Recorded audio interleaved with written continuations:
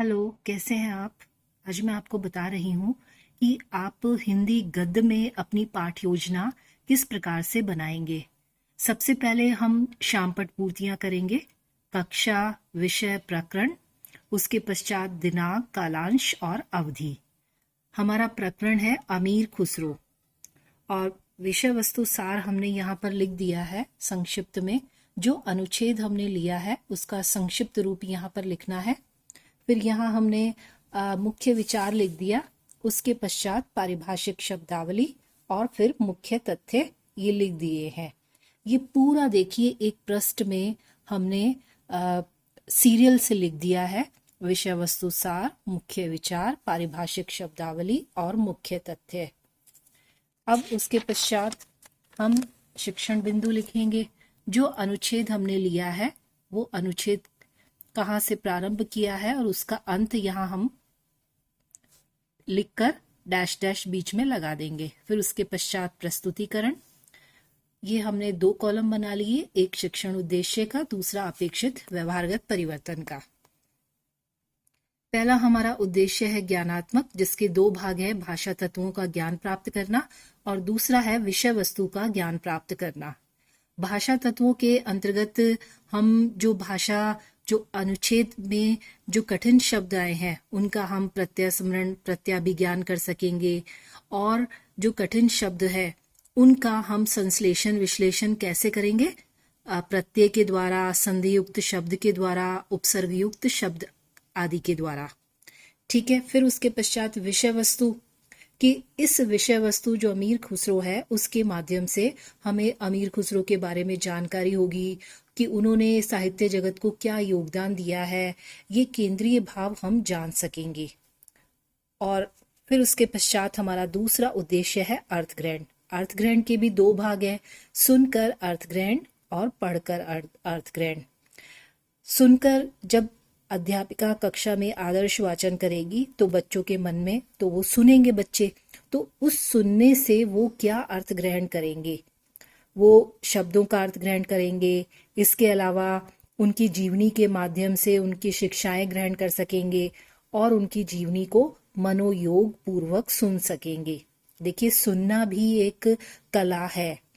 यदि हम जितना सुनते हैं उतना ही हम अर्थ ग्रहण करते हैं। फिर है पढ़कर अर्थ ग्रहण।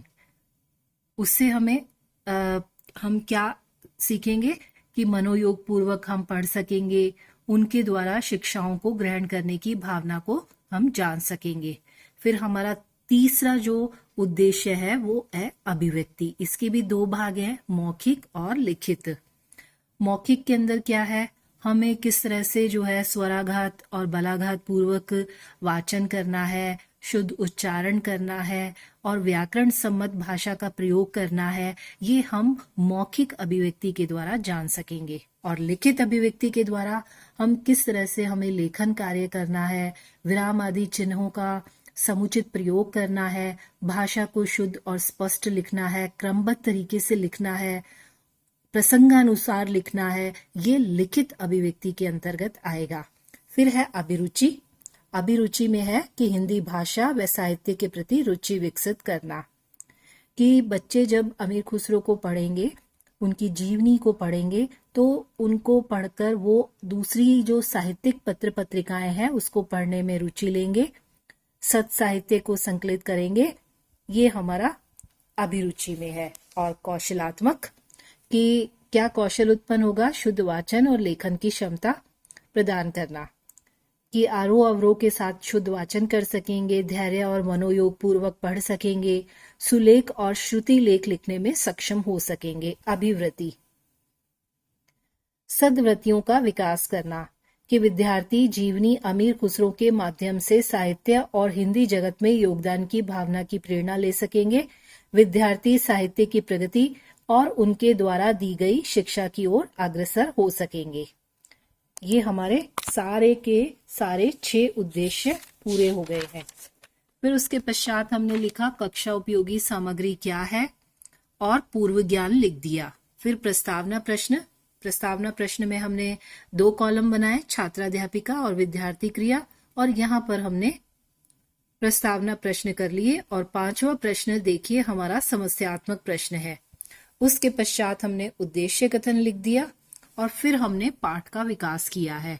अब हमने कॉलम बना लिया है शिक्षण बिंदु का, छात्र अध्यापिका क्रिया का, विद्यार्थी क्रिया का, सहायक सामग्री का और श्यामपट्ट सार का। सबसे पहला हमारा है आदर्श वाचन, ठीक है, फिर अनुकरण वाचन है, फिर अशुद्धि संशोधन है, फिर उसके पश्चात बोध प्रश्न है। बोध प्रश्न हम 3 या 4 बोध प्रश्न लिखेंगे, ठीक है।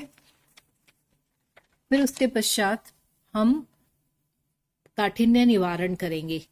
काठिन्य निवारण में हमने 3 शब्द लिए हैं, दार्शनिक, और कौन सी प्रविधि का प्रयोग किया है, प्रत्यय का। सबसे पहले हम बच्चों से पूछेंगे कि दार्शनिक में प्रत्यय कौन सा है, बच्चे कहेंगे इक, और मूल शब्द कौन सा है, दर्शन। तो दर्शन से संबंधित दार्शनिक का अर्थ हुआ देश प्रेम।